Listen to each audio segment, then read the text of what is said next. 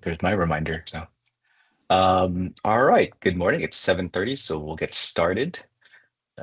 Thank you for joining UT Health San Antonio Pediatrics Grand Rounds. As a reminder, as you log on, please mute your devices so we don't interrupt Dr. Sutter's upcoming wonderful talk. Also, the participation code, CB code, will be placed in the chat box periodically, so you can check there. Otherwise, it is my pleasure to introduce Dr. Deena Sutter, retired Colonel, United States Air Force, who joined the faculty after retiring from the Air Force after 21 years of service. So thank you for your service. She completed her undergraduate work at the University of Arizona and received her medical degree from the Ohio State University in 1999. She then completed her pediatric residency in the San Antonio Uniformed Services Health Education Consortium at Wilford Hall and BAMC. After graduation, she spent 2 years as a general pediatrician at Kirtland Air Force Base in Albuquerque, New Mexico. She then completed her ID fellowship at the Uniformed Services University of Health Sciences at Walter Reed Army Medical Center and the National Naval Medical Center, Bethesda. In 2007, she returned to San Antonio and spent the rest of her military career at Wilford Hall and BAMC as Chief of Pediatric Infectious Disease. Additionally, she served as the Associate Dean for Quality Improvement, developing a novel quality and safety curriculum for all SOSHEC trainees, as well as leading numerous QI initiatives with pediatric residents. During her career, she deployed in support of humanitarian missions to Honduras, the Dominican Republic, and Chile, including in 2008 when she deployed in support of Operation Enduring Freedom to Bagram Airfield, where she cared for hundreds of Afghan children, managing a pediatric ICU with severe trauma and critically ill patients. So welcome, Dr. Sutter. Thanks a lot. Appreciate the invitation, Dr. Ranch.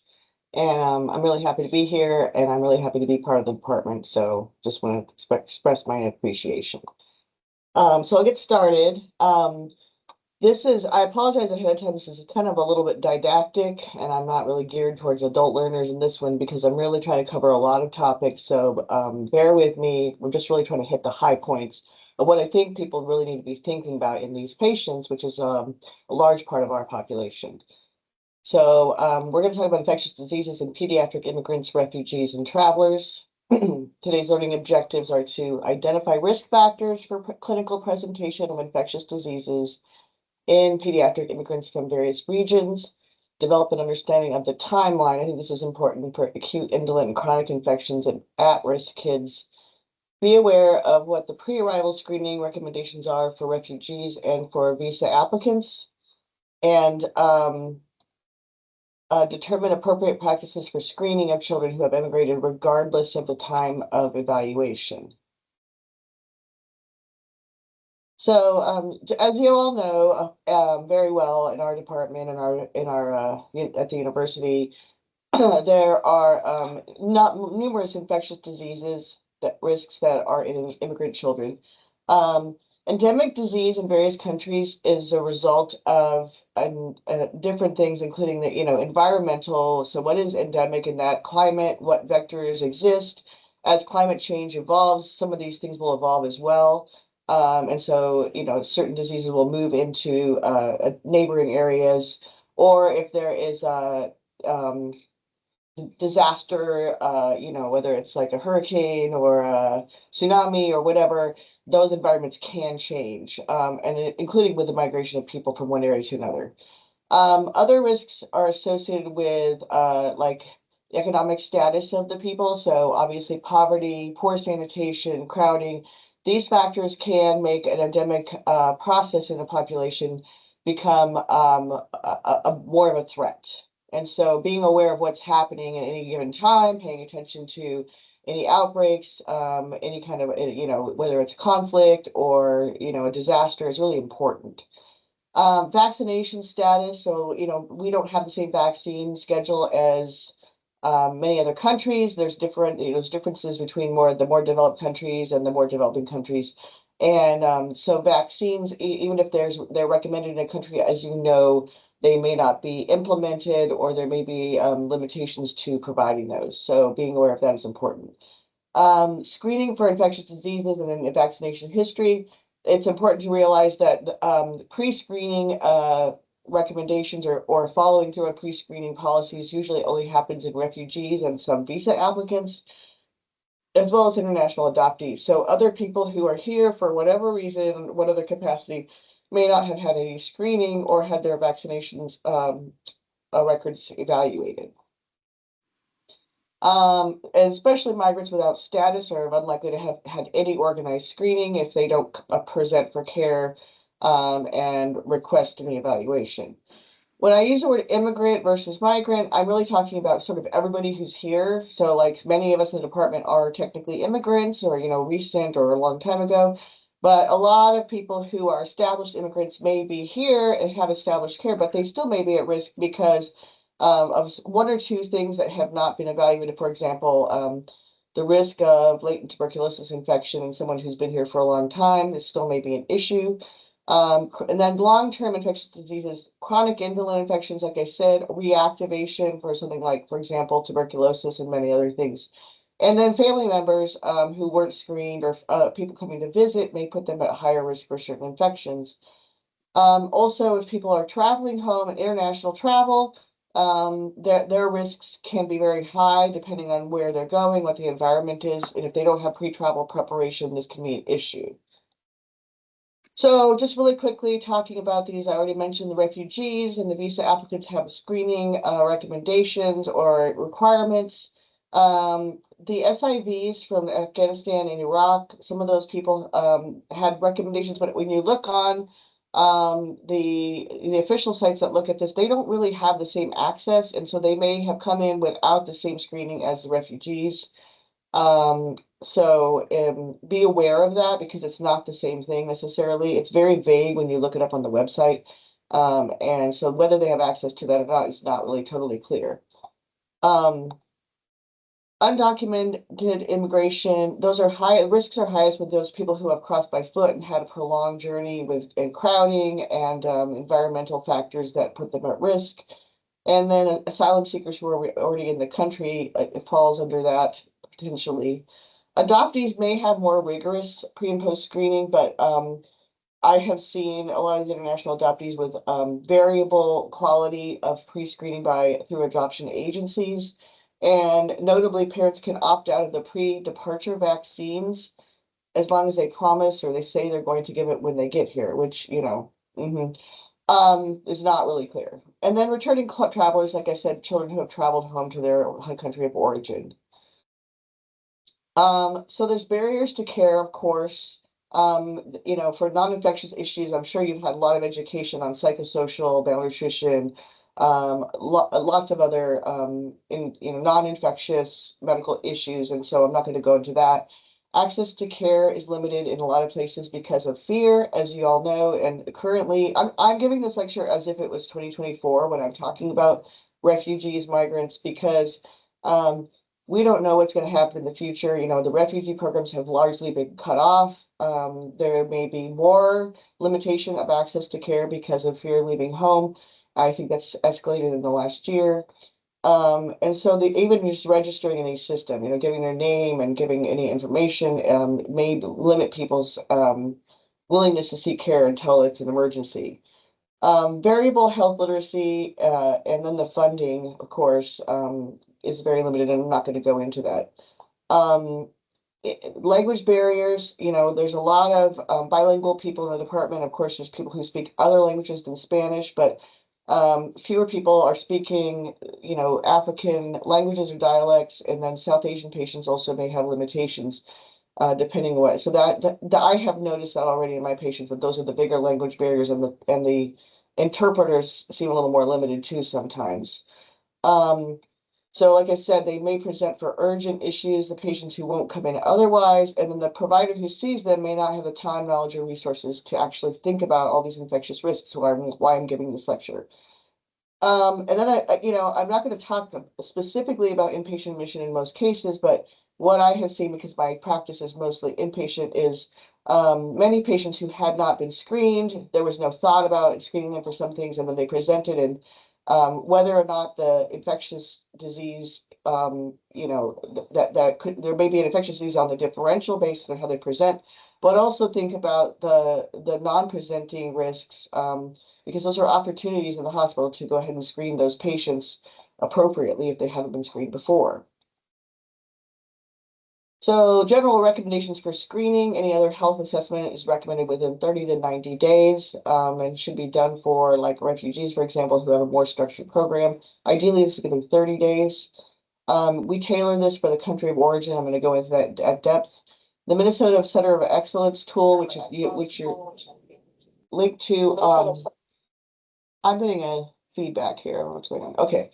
The Center of Excellence tool, which actually is linked from the CDC, so that they developed this program, and you can actually put the country name in if you don't already know this, and the age, gender of the child, and any other issues, and so that will like pop up as a tailored recommendation for the patient.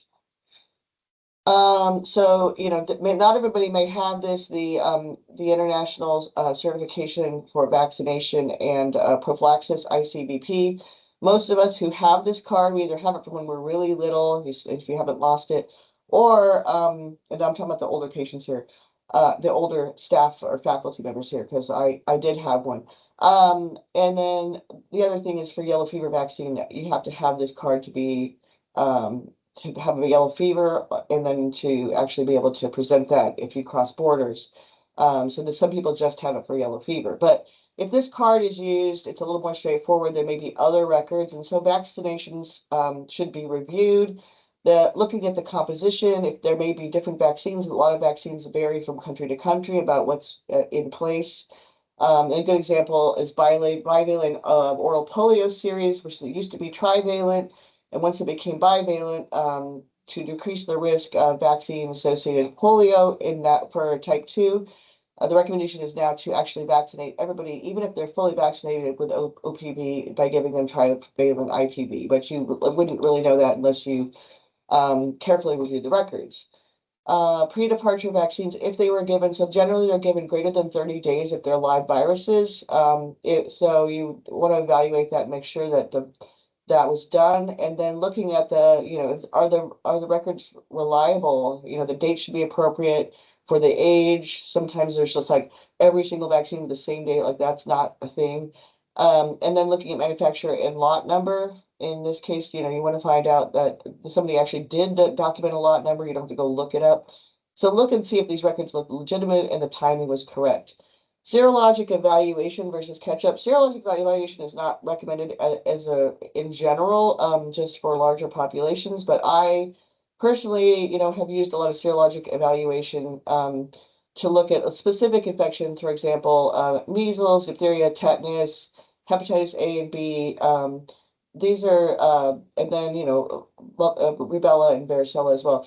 Those are diseases for which the antibody titers are useful, as opposed to things like pertussis and pneumococcus, where they can be variable. So you really can't just do titers and then say, oh, they're immune to everything. You're still going to have to give some vaccines, but if in particular cases, you might want to do that, looking for immunity for certain things. This is just data on the share of 1-year-olds in different countries, and then over time that are vaccinated against various infectious diseases. So things like Hib, pneumococcal, and rotavirus, which are less widely used, are lower. The measles and the diphtheria, you see that diphtheria, tetanus map, pertussis map, the measles rates are about the same. So you're looking about, at best about 80% vaccination rate, which actually eventually may be higher than ours with the way things are going. So basically, you've got like 20+% of your population at risk. And so being aware that those patients really, depending on what country they came from, they may have no vaccinations at all, and several, certainly lots of patients do, or very spotty vaccination history. This is the overseas immunization schedule. This is what is given for US bound refugees if they are not caught up. So there's a lot of vaccines that aren't on there. They may not, depending on how long they're waiting to come in. A lot of people are waiting a very long time. They may complete that schedule, or they may be partially through it. And so hopefully they have records to come in that are, readable. Also, I didn't mention that Minnesota Center of Excellence has a vaccine translator tool. In the modern era, it's not too hard to take a picture and translate something, but that could be very helpful. The AAP has a toolkit for immigrant children from resource limited or low socioeconomic circumstances. This one is a little bit limited. You know, this is kind of the general thing that we've always done for patients coming in from these settings.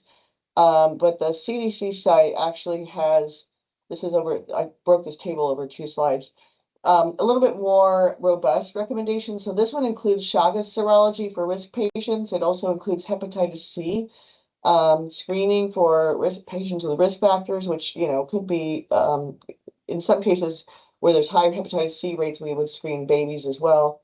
Hepatitis B is already on that other list. HIV is on the list. And this one also includes the malaria blood smear or PCR in the patients who are at risk in the first 3 months after they present. The schistosomiasis IgG, which could be used as opposed to empiric therapy. And then notably, they comment that they, unlike the AAP, recommend quantiferon or other IGRA for screening for less than 2 years as opposed to less than 5 years. We've been using that test down to 2 years for a very long time. I'm sure many in the department have used this test for younger children. And in fact, we use it for babies in certain circumstances, but for mass screening, down to 2 years is appropriate. This is on the CDC site. So if you go to the site, the first page, you know, if you go look at refugee health has changed, it's updated for 2026. If you go into it, if you look at it from Googling other things or, you know, or links, they're all older. The dates are all older. So I feel like they haven't been like purged or like modified dramatically. So I think there's still reasonable references. Although the policies may not be in the same, you know, overall because we're not bringing these patients in. This graph down here, a bar graph, is really to show you that annual numbers of job gains or loss at the CDC specifically. I pulled this data from you know, from some of the federal sites. So overall, this is just kind of a reminder that other entities have to step up or have stepped up in terms of making recommendations and keeping them up to date because of the loss of so many employees. So briefly about pediatric travelers, on pre-travel health visits, in my career in the military, the vast majority of my clinic was travelers and, you know, travel medicine. So we would see the whole family, and people would generally come to us because it was, you know, these people were, a lot of them were active duty or retirees. They usually are a little bit more on top of it, you know, being compliant if there's a recommendation. And also we had all the vaccines you could possibly need, and they were all free. And so this is a limitation for travel health because insurance frequently, in most cases, will not cover these vaccines, and some of them can be very expensive. Partly because of that, only 11% of international travelers seek travel health visits. If you're going to a vacation, like, you know, a vacation spot and staying at a resort in a, you know, moderate or low socioeconomic country, that may not be a real requirement to go get vaccines. Although we do recommend giving you to give back antibiotics for like traveler's diarrhea. So there are other things to do. But 36 to 46% of those who did seek care were going to low and low middle income countries. So that kind of makes sense because a lot of these people were traveling to malaria risk countries. So primary care providers, I just got a call 2 days ago from a primary care provider who was worried about giving malaria prophylaxis to an infant who was just 6 months old at the time of travel to go to Thailand. So she was not comfortable and not prepared to do that, which is totally okay. Because I get these questions all the time, and people, you know, they don't know how to interpret the maps.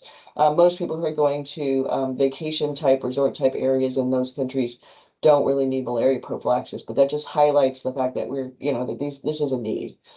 Those people who are visiting friends and relatives are typically the highest risk for most infectious diseases, not all, due to, you know, if they are staying with family, they have no air conditioning, they're staying in a place that has high levels of mosquito or other insect burden, and family who may have transmissible diseases like mostly TB, and food and water exposure. So you just need to think about that when your patients are traveling back home, especially the malaria risk areas.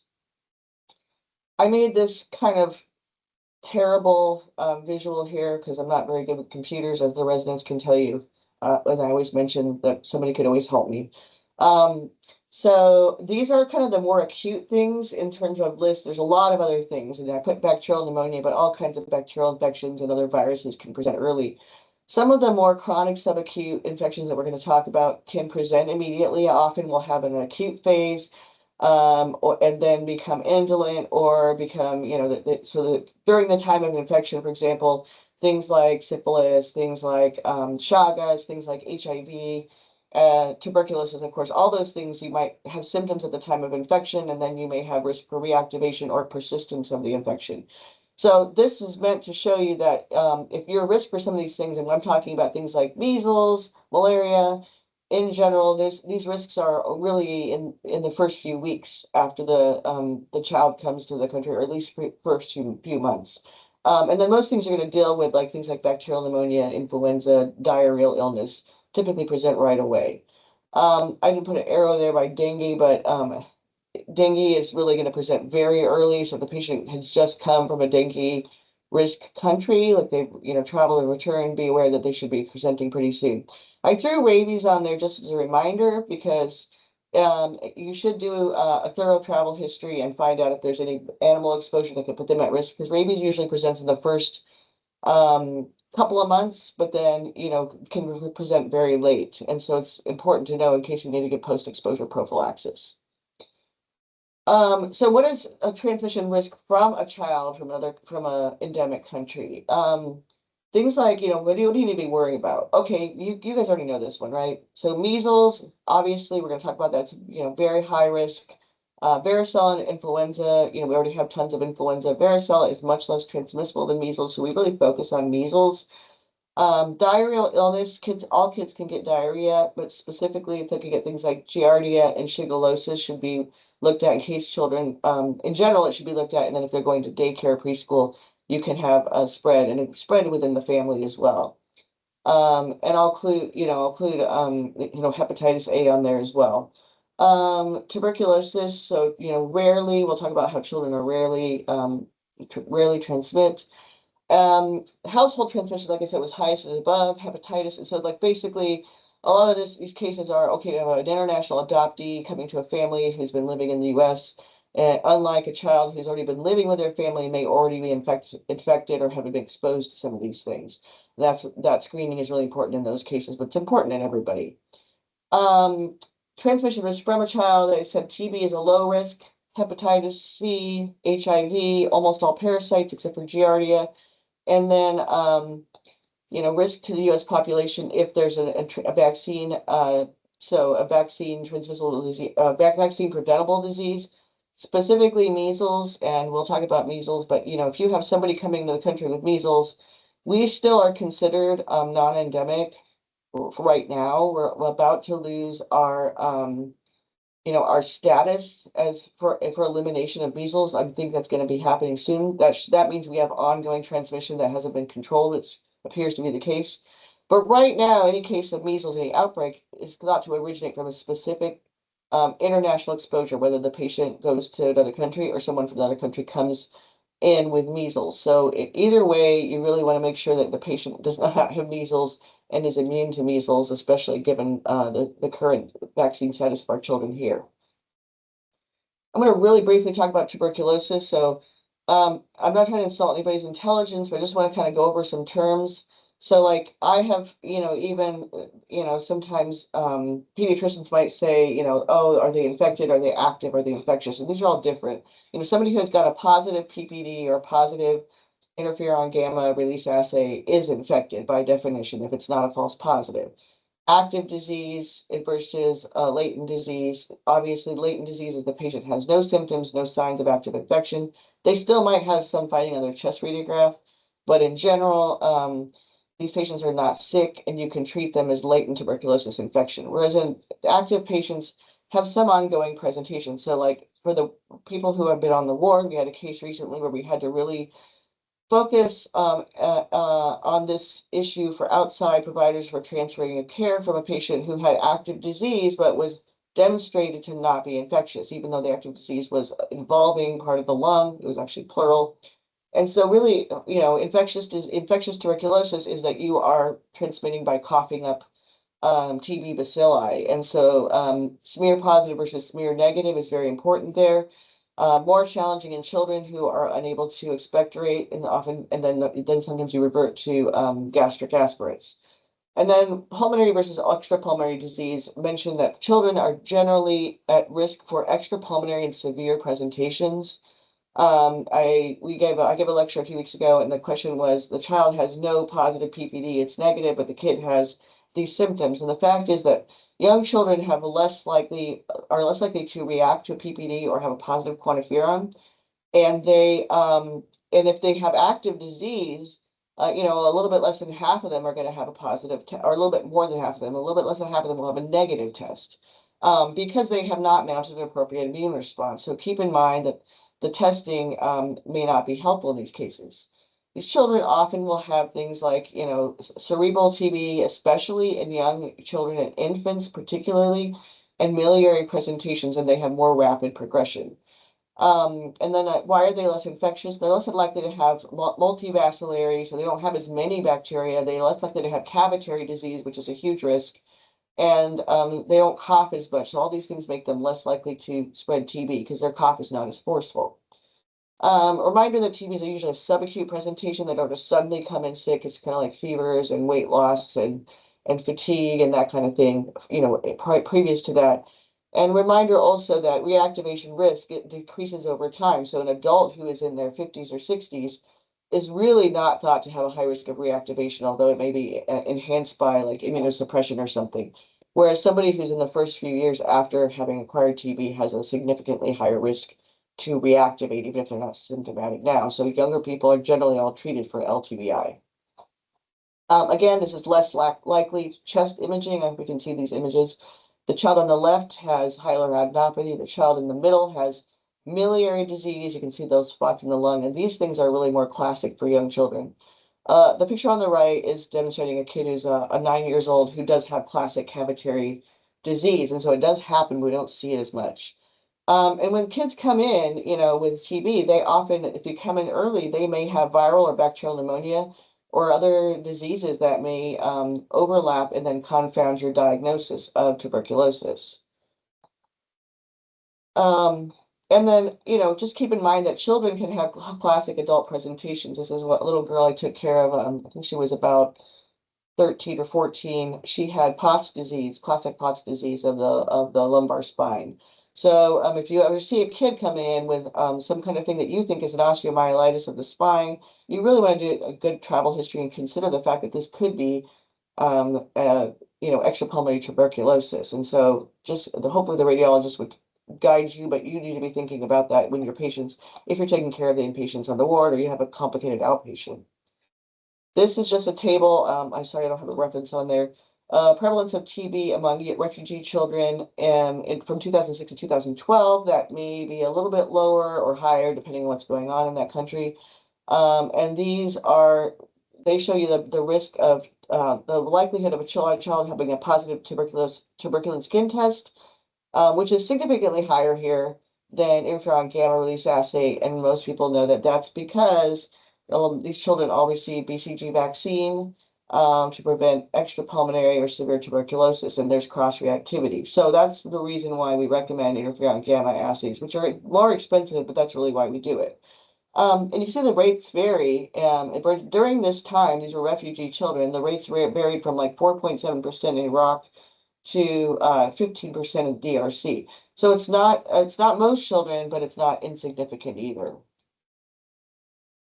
So again, that's what's recommended to do an interferon gamma release assay or IGRA.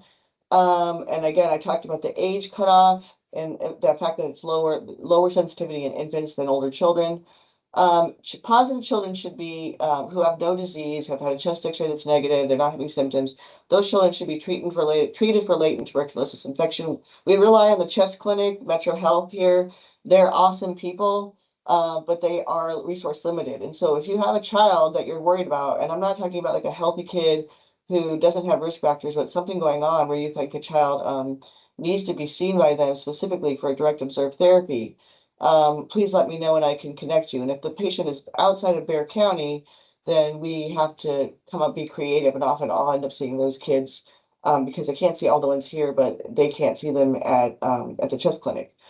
And also remember that window treatment, so a child less than 5 years who's been exposed to an adult with active pulmonary tuberculosis, should receive LTBI therapy, because they're thought to have been exposed. This is sort of like to prevent them from progressing. And then in 8 to 10 weeks, you rescreen the children. And that's true of all people who were known to be exposed to an active case. That is not true of children who are immigrating from a risk country. It's really more like those kids can just have one test. And then if they're going back and traveling, exposure, there's debate over how often you test people who are going back and forth to high risk countries. Sometimes we screen them annually, and often we'll screen them pre-travel to know whether they acquired TB recently or whether it was in the past. So these are all important things to think about. I'm gonna, oh, my pictures are messed up there. I'm gonna talk about measles very briefly. Remember, this is cough, coryza, conjunctivitis. The residents are probably tired of me talking about this, but I'm tired of thinking about it. Just keep in mind that we are seeing measles right now. Locally, we had this case that came in from, I don't know exactly how many kids, but it came in from Bernie that had already exposed people in the Bernie emergency department. They were recently at the Methodist ED. I don't know what kind of, if they isolated them when they got in or what, but we're going to see more cases. This is not considered a large outbreak, but it might end up being. So keep in mind, you need to be aware of the presentation. This is kind of, these kids are looking sick. They typically are not like, the kind of like, fifth disease looking kid or roseola who might look sick for, a couple of days. These kids are toxic looking. They have a rash that starts on the face, progresses over the trunk, severe conjunctivitis. They can have cytopenias and a lot of other things going on. And then keep in mind that the only pathognomonic finding is these Koplik spots, which, frequently aren't seen. But the important thing to know is that, these kids have an incubation period of about 8 to 12 days. So after 14 days, if your patient is in febrile from arriving, then they probably haven't brought measles in or are not infected with measles. Now, they might get infected if they, come to our town, but, or anywhere in the US, really, but multiple places. So, keep in mind that if they are febrile, they may be febrile without a rash for the first couple of days. And so, just know that you have a window after which measles is not really on your differential. The picture down on the bottom is showing you skin necrosis, which can happen in severe measles, especially with malnutrition and vitamin A deficiency. So if you have refugees coming from countries that may have sequelae of measles infection and then maybe secondary bacterial infection of this breakdown. HIV previously was required for immigration and visa applicants. It's no longer required. So I'm getting mothers in the FACS clinic who have recently come in a legal status and they have HIV. And so we need to be aware that this is something we need to follow.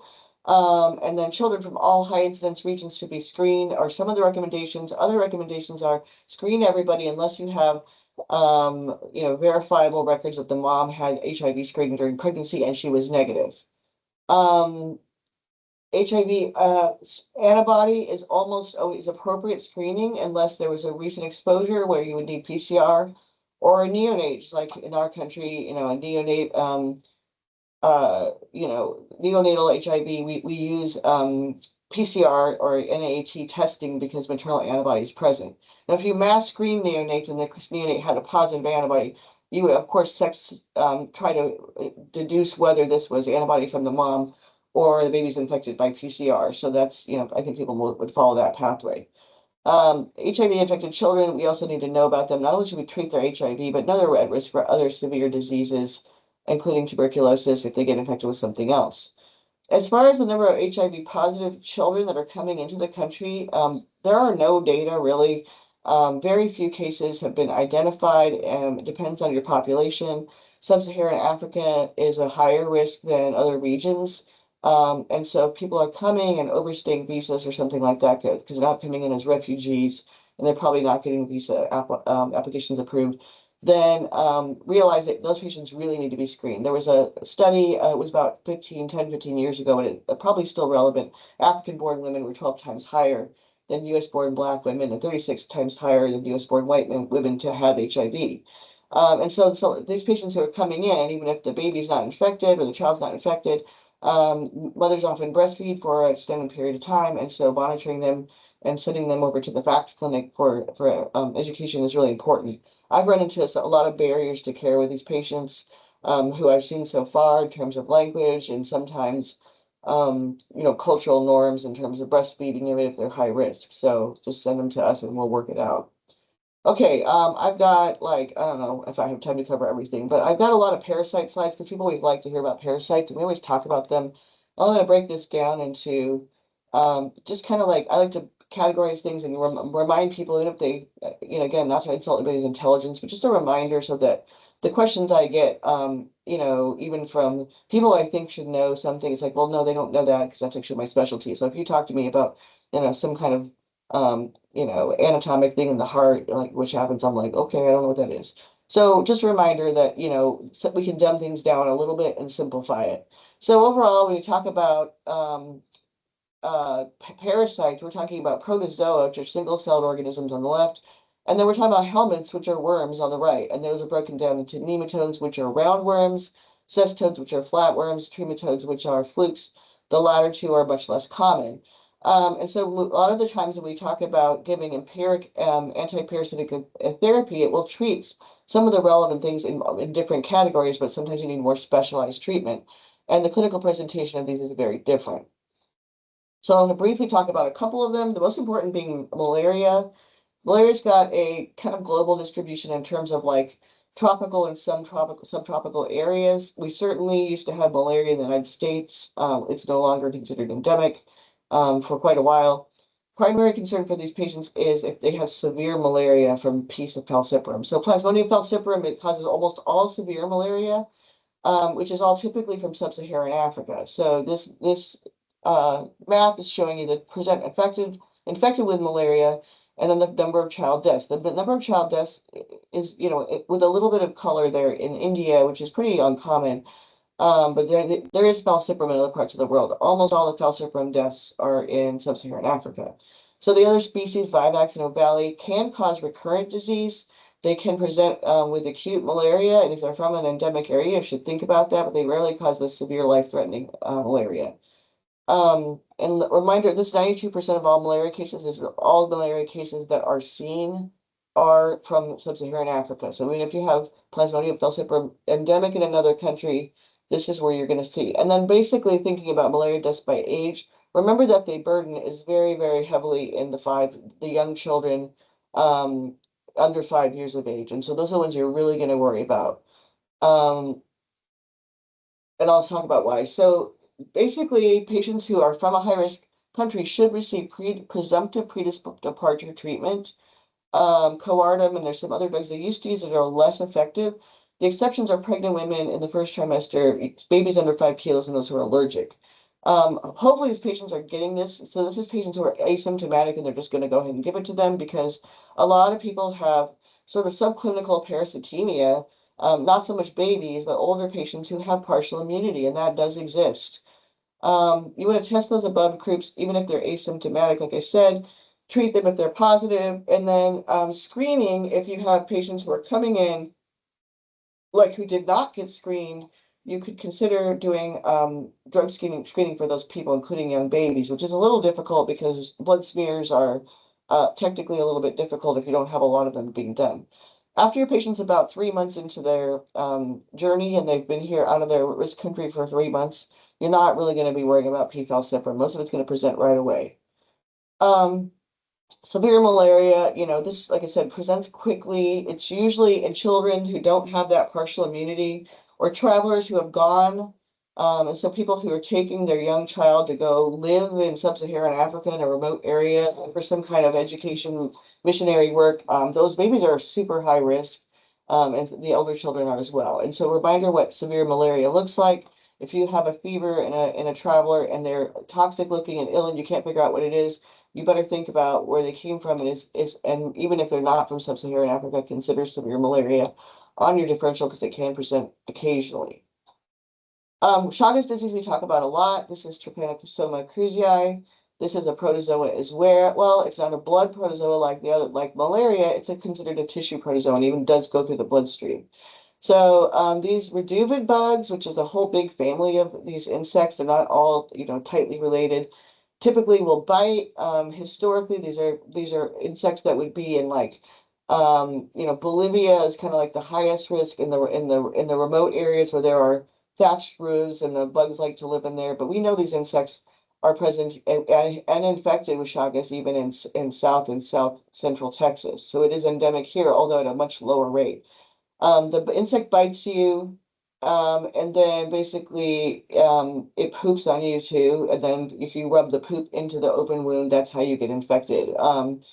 And in those cases, it travels through the bloodstream and then it ends up setting up shop in your body and can cause severe damage over time. There can be acute symptoms, including, even neurologic symptoms, and congenital cases when they do present can be very severe. But most people are not symptomatic, or they have very mild symptoms. And then this chronic damage leading to cardiomyopathy, gastroparesis, and even neurologic manifestations occurs over time in about like 30%, 40%, depending on what reference you look at. So this is usually a disease of older patients. Chagas risk for people who, this was adult men, and this was a study from a few years ago where they looked at T. cruzi infection prevalence. You can see that the highest rate was in Bolivia, 18%. I don't exactly know how they stratified this population. In most other countries, it was like 1 or less than 1%. I don't know what's going on there with Argentina because it's not supposed to be based on the map, particularly high risk area. So these are really some risk in Mexico and some areas of Central America, and then the north part of South America, which is a risk for a lot of other things too, is a risk issue. And then this is talking about Chagas in the population. So you're like, why is Chagas in Australia and Canada? It's because people move and they have a chronic disease. So this is like seroprevalence studies. So the blood supply in pregnant women are being screened. We know we screen pregnant women here. And I was in, this was before I came, but it would be interesting to look at, risk factors and false positives, and dealing with some of the false positives, people who did not have travel risk. But because it's endemic here, the recommendation has been to screening. Serologic testing for chronic infections with a non-acute period, you have to use 2 different antibody tests for adequate sensitivity. That's recommended, and specificity. The state is supposed to offer confirmatory testing, which has been on and off over time. So we might have to reach out to them and then come up with an alternative if we have a question about, mismatching antibody test ELISAs. PCR is used to diagnose acute state and congenital disease. And treatment is benzidazole. The treatment for the younger kids and other patients who can't receive this is more difficult to acquire. Just to let you know, because I'm talking so long on these slides, I'm probably going to skip the last few, which is totally okay with me. So intestinal helminths, I just want to go over a couple of things. So Ascaris is the highest rate. Hookworm regionally is different, but it's still a very high rate, 400 something million. Whipworm, and then Strongyloides. And so these are the main ones we talk about. There are a whole lot of other intestinal parasites that are more obscure. I like this picture because it talks about, breaks the life cycles up. So in the top 2 settings, and Ascaris and whipworm, the patient ingests an embryonated egg, and then the egg hatches with larvae in the intestine. Ascaris has the process where the larvae penetrate the gastrointestinal wall, go through the pulmonary circulation, get coughed up, and can cause Loeffler syndrome when they first get infected. But then once they swallow their larvae, they go down, live in the intestine, and are happy, and they're just adult worms. That doesn't usually cause a lot of disease, but the burden can be intestinal obstruction in some cases. And when you try to deworm these kids who have a very high burden, they do not like it. Like there's like wailing and yelling and abdominal pain. So those worms have been living happily in them for years, and then you disturb them. The bottom 2, when we talk about hookworm and Strongyloides, both are involved. They're soil transmitted parasites, but those larvae penetrate the intact skin and then follow a similar process. But in Strongyloides, the adult worms can shed. What they do is they lay eggs and then they turn it into a larval form that can penetrate the skin again. And so what we get is an unusual presentation. I'll show you a picture of that in a minute. This is the global distribution of all these things. Again, every map for every disease kind of has these countries sort of highlighted, but then you can see the dark red may be different in one area to the other. It's pretty endemic everywhere. There's a high burden. This is an ascaris worm, which is very large, and this is a CT scan of a trauma patient I had when I was deployed, and you can see how lovely that circular sighting of that worm is. They just kind of are just really happy living and they're not causing problems. The other thing to remember is that if worms are living in an intestine and they're not upset because they're not traveling through tissue, they're just living in the intestine, those patients will not have eosinophilia typically. It's the um, it's the parasites that are traveling through tissue that will give you eosinophilia. So keep in mind. Strongyloides you have to think about. This is evidence of hyperinfection in immunosuppressed patients. When those larvae, you have a cycle where the larvae are going through and reinfecting the patient, either leaving the anus and coming back in, which is called larval currens, or penetrating the intestinal wall. When you give steroids, especially, or the patient has HTLV, but also in transplant patients at a lower level, these patients can have hyperinfection, and this can be life-threatening. Those larvae drag gram-negative bacteria through their pathway, and so your already immunosuppressed patient can develop gram-negative sepsis, meningitis. The larvae can get up to the CNS, and they don't really cause the disease themselves, but they bring along enteric gram-negative bacteria. So screening patients, because they may end up being immunosuppressed or receiving steroids, is important, especially those patients who you know will probably be needing a transplant or needing some immunosuppression. Schistosomiasis is also on the list of things to screen for. It's much more focal in endemicity, or relatively more. This is the interesting one that involves snails and certain bodies of water and people who are spending a lot of time in water. And schistosomiasis can involve either the GU tract or the GI tract because there are different species. And so this looks at the high prevalence countries, which is typically mostly all really sub-Saharan Africa. And Malawi, which is bright red on that picture. I think that picture was supposed to be from Lake Malawi. And I always like to tell people that when I spent a month in Tanzania as an ID fellow, we were thinking, oh, let's go to Lake Malawi and on this trip. We didn't end up going, but it was like I was an infectious disease fellow, and we were going to go swim in this lake, which is one of the most highly endemic lakes for this. So if you know what country your patient's from and what their you know, whether they spend hours in the water fishing or their kids were in the water playing, they're at risk for this. And this is on this graph, which is this chart, which is from the CDC.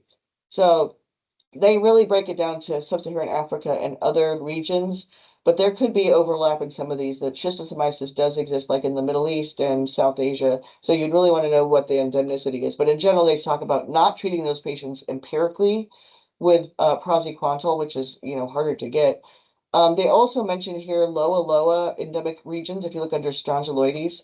So, albendazole deworming for people who are not at risk for strongy and schistosomiasis is okay, but strongyloides is being identified more and more frequently, so most patients are going to get ivermectin as well. And the problem is if this map over here is the place where Loa, which is a filariasis type of infection. It's one of the versions of filariasis. You cannot give those patients ivermectin if they're from one of those countries. So they're going to say, don't give it to them if from a low endemic country. You need to know what those are. You got to look it up. You have to use alternate therapy because if you give that ivermectin to those patients, their larvae, it's just kind of like the disseminated strongy. They disseminate and they cause a severe illness potentially. Other parasites like filariasis, there's many species, and I won't go into that. It would take like an hour. Echinococcus, which is usually in a dog, goat, human, shepherd type of cycle. I said many cases of this in Afghanistan. This is one of our patients. This is a slide from one of the radiologists. A little boy who we brought in, and he had multiple large hydatid cysts.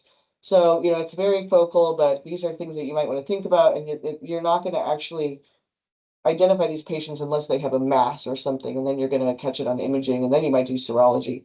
And then leishmaniasis, which could be cutaneous or visceral, again, much less common, and requires blood smears and serologies. So there's a lot of different diagnostic challenges here. If I don't have time to talk about anything else, I'm almost done, but I really want to talk about cysticercosis. So I just want to clarify this because I always get this.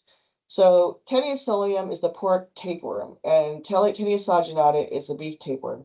The beef tapeworm does not cause cysticercosis, but both of these can cause teniasis. And teniasis happens when you ingest viable cysts out of pork, in this case, and then beef in the other case. So then anyway, you ingest this and you end up developing an adult worm in your intestine. That is different than cysticercosis.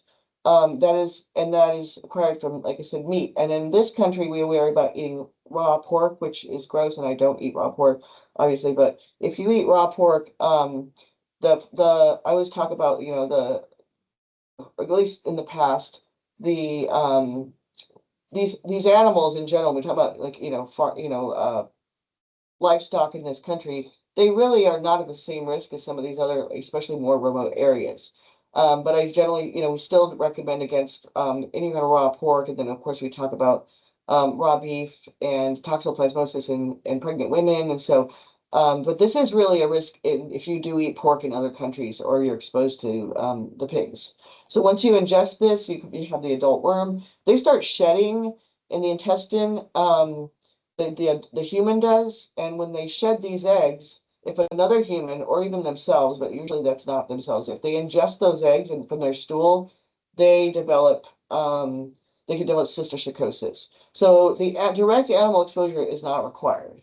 Humans with tinnitus, like I said, shed eggs.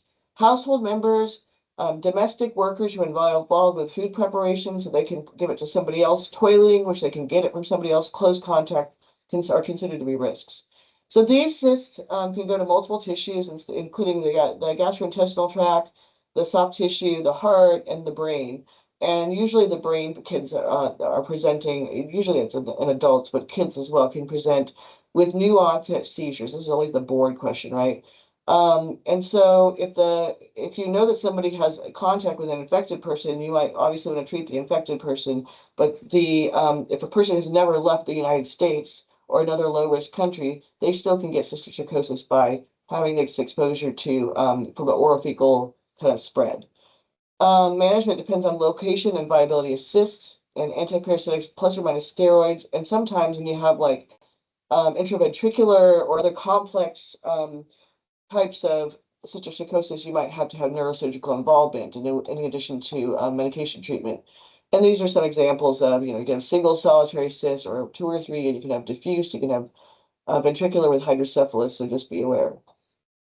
Endemicity, it's certainly most of our patients who have it are coming from Latin America. It's very high risk in those areas.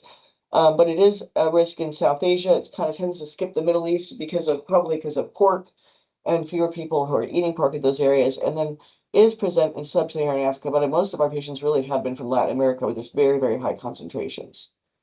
Very briefly, since we have a couple minutes left, I just want to make sure we talk about congenital infections. So syphilis, it's a patient, with a long bone findings in this picture, but we have tons and tons of syphilis here, as you guys are very familiar with, and congenital cases here.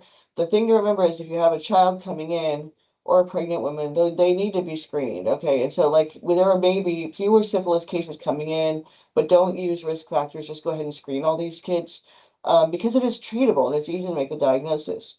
You really also want to do all other STI screenings, and this is not any news to you, for sexually active females or females who you suspect are sexually active or being coerced or concerned for abuse or trafficking. This is not something that I had done in the past. In deployment settings, especially, we had many, many, many children in our hospital that had, I was going to put a picture on there, it's like not to, who had trauma, amputations, other disfiguring issues, and it would casually the interpreters would just mention that they were going to be sold at, and so they wanted to fix this so they'd be a higher price. It is very, very prevalent in that environment, but it's really prevalent in many, many environments, and you guys know there has lots of human trafficking that has not been identified. So, I mean, again, you're going to report this, but at least these young females really should be screened, and males as well. Chagas disease, again, we talked about that earlier. It's only about a 1 to 5% transmission rate, but it has potential for severe infection in the neonate. Rubella and Zika, you can't really treat, but you should consider them. Okay. Dr. Ranch, should I stop now? I have a couple more slides. You could you have a few slides left. Maybe pick out a couple more you believe Okay, I'm going to talk fast. Yeah, I got distracted on some of them and just kind of went off on a tangent. Arboviral infections, these are like, there are many, there's a long lectures to talk about this. They're very, very fascinating.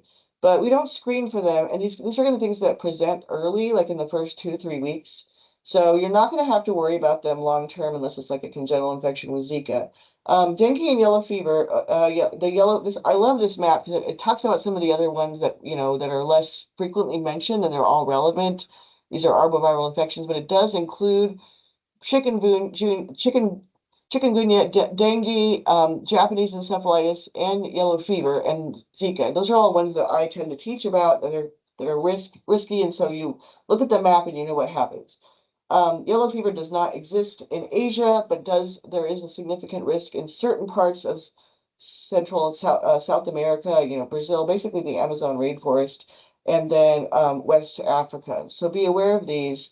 And if your patient comes in febrile, consider the fact that this could be the case. And this is a picture of a tourniquet test with petechiae in a kid with dengue, which if you put the tourniquet on, they have a petechial rash.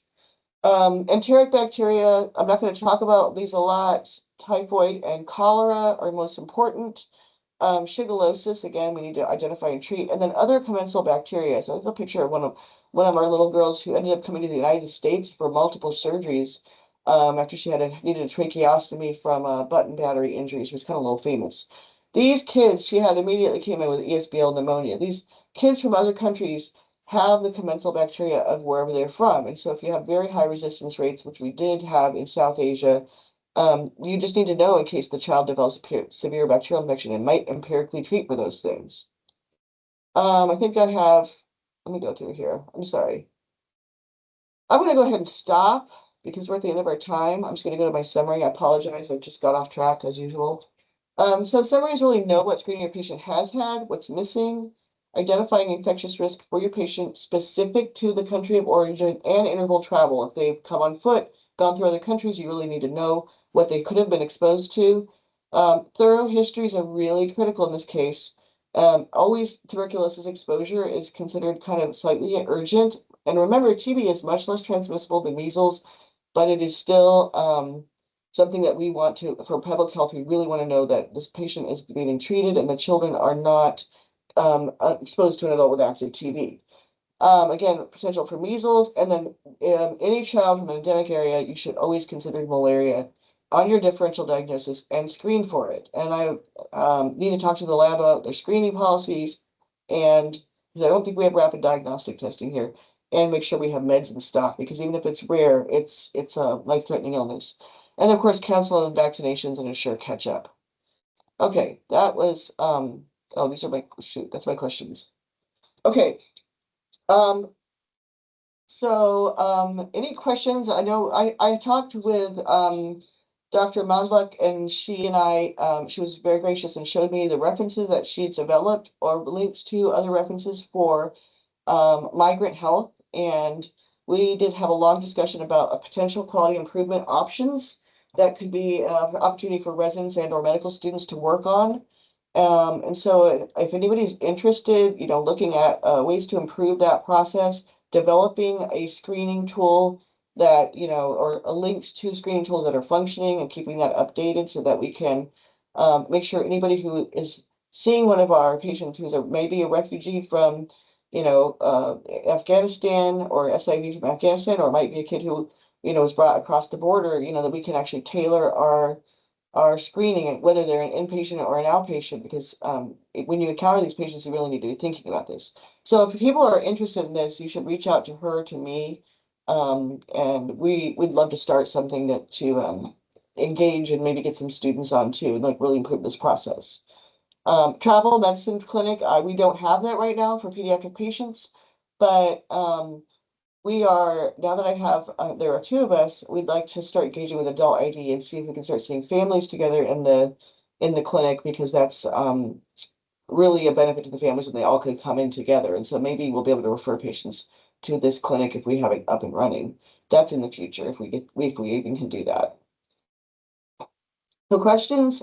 Sorry, just go on. Well, Dr. Sutter, thank you very much for that wonderful presentation. And thank you for bringing up the Global Health Initiative. We have many faculty are involved in that. And so getting more residents and students involved would be great, I'm sure, for those faculty. So we do have about 30 seconds or so for questions before faculty meeting starts. So feel free to unmute yourself or place in the chat.